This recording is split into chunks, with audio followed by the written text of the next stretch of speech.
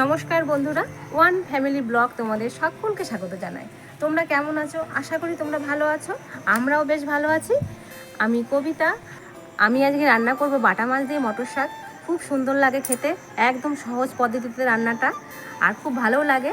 আর তার সঙ্গে করব সিম আর বেগুন পোস্ত, সর্ষে দিয়ে পোস্ত। তা তোমরা দেখতে থাকো আর আমার সঙ্গে থেকো।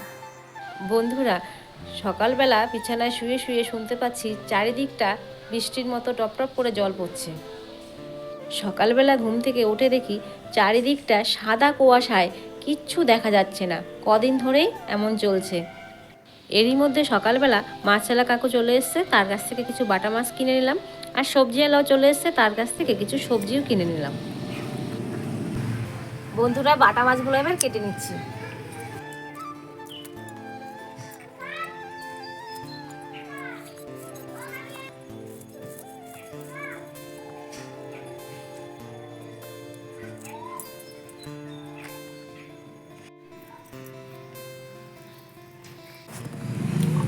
বন্ধুরা, এই যে মাছগুলোকে একটু ছাই লাগিয়ে নিচ্ছি।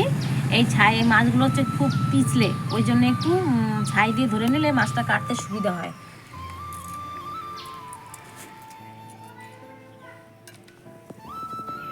মাছগুলো কাটা হয়ে গেছে, এবার আমি ধুয়ে নেবো মাছগুলো।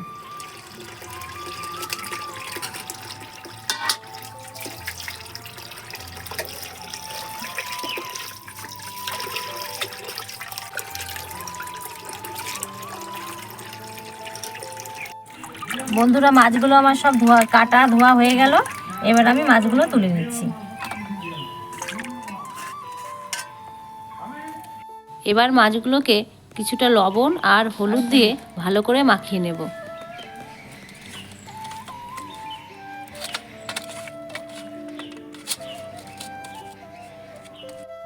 এবার কড়াই গরম হয়ে গেছে, কড়াইতে আমি তেল দিয়ে ভালো করে মাছগুলো ভেজে নেব।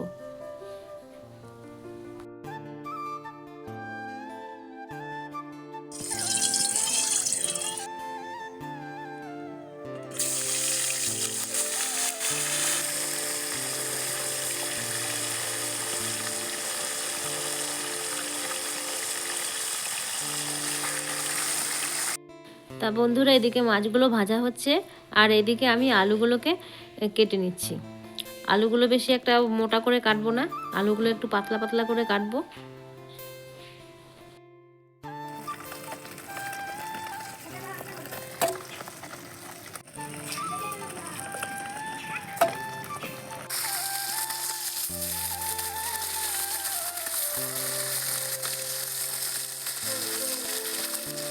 মাছটা ভাজা হয়ে গেছে, মাছটা এবার তুলে নিচ্ছি।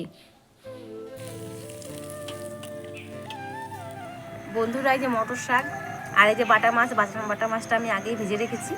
তো এই মাছ দিয়ে তো ওলকপি, ফুলকপি, মূলো দিয়ে, বেগুন দিয়ে সবাই সব রকম খায়, কিন্তু এই মটর শাক দিয়েও রান্না করলে কিন্তু খুব ভালো লাগে। আজকে তাই আমি রান্না করছি মটর শাক দিয়ে আর বাটা মাছ দিয়ে। খেতে কিন্তু দুর্দান্ত লাগে, খুব ভালো লাগে খেতে।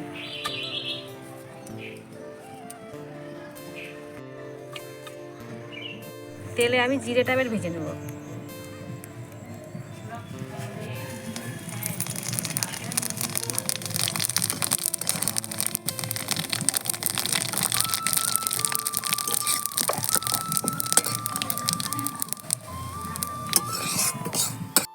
ফোড়নে আমি তেজপাতা, শুকনো লঙ্কা আর জিরে ফোড়ন দিচ্ছি।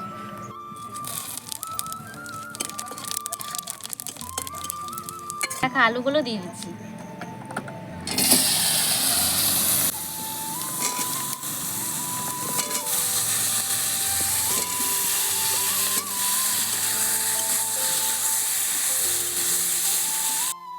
এখন দিয়ে দেবো পরিমাণ মতন লবণ,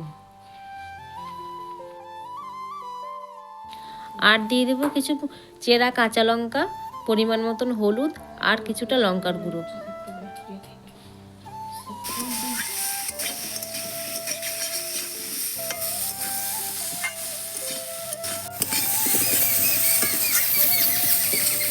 আলুটা কষানো হয়ে গেছে, এবার পরিমাণ মতন জল দিয়ে দেবো।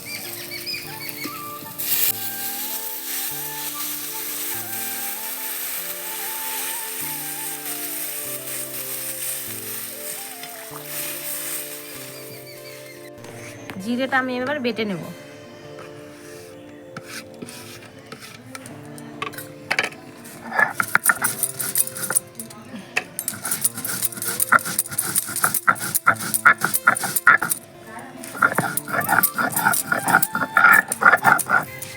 জিরেটা বাটা হয়ে গেছে, জিরেটা তুলে নেব।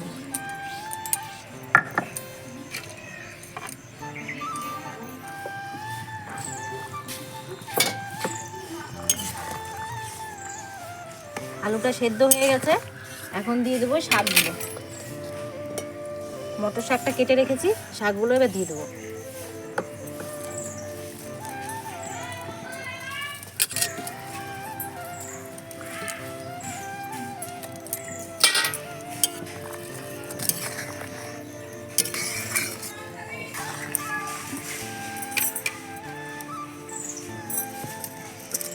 এবার মাছগুলো দিয়ে দেবো।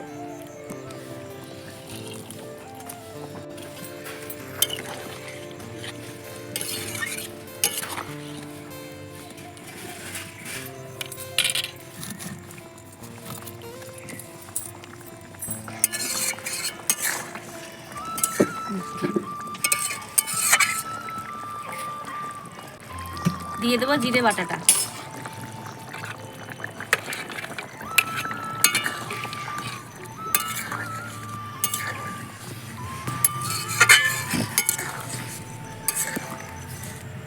তরকারিটা আমার হয়ে গেছে, এবার কিছু ধনেপাতা কুচি দিয়ে আমি তরকারিটা নামিয়ে নেব।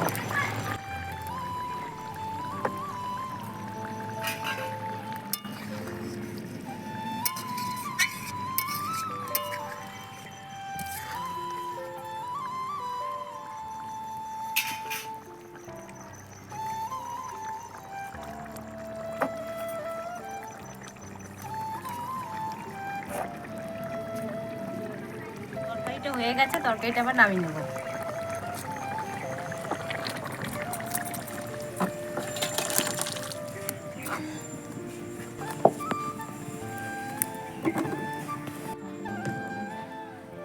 বেগুন দিয়ে শিম দিয়ে পোস্ত আর সর্ষে রান্না করব, তা বেগুনটা একটু বড় বড় করে কাটবো।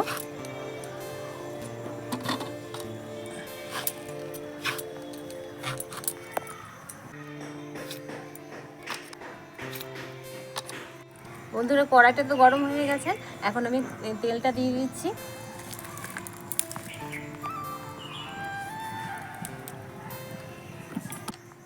আর ফোড়নে দিচ্ছি শুকনো লঙ্কা আর হচ্ছে সর্ষে ফোড়ন।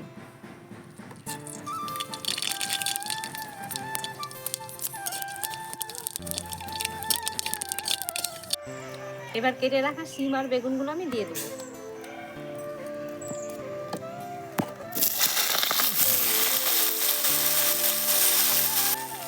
এর মধ্যে দিয়ে দেবো কিছুটা লবণ আর কিছুটা হলুদ।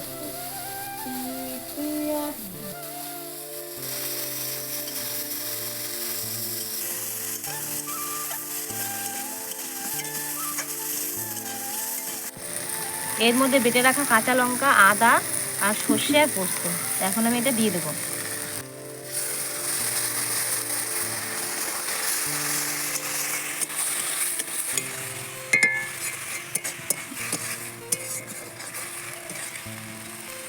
হয়ে গেছে এটা, তরকারিটা আমি এবার নামিয়ে নেব।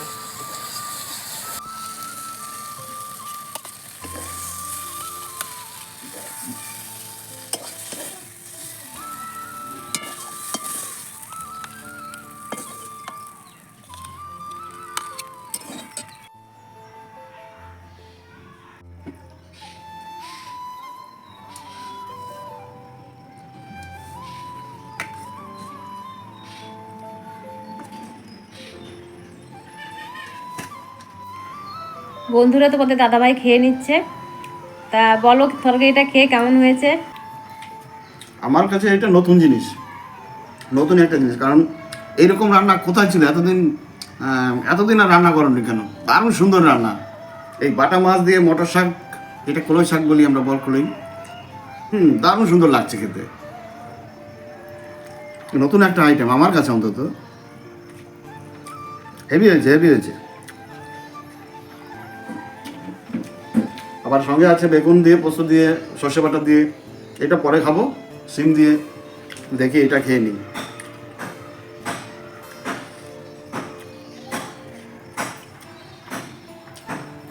অসাধারণ অসাধারণ, দারুণ।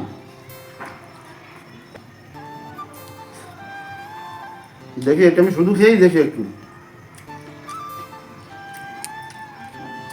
এটাও দারুণ হয়েছে, বেগুন দিয়ে, শিম দিয়ে, পোস্ত দিয়ে দারুণ হয়েছে খেতে।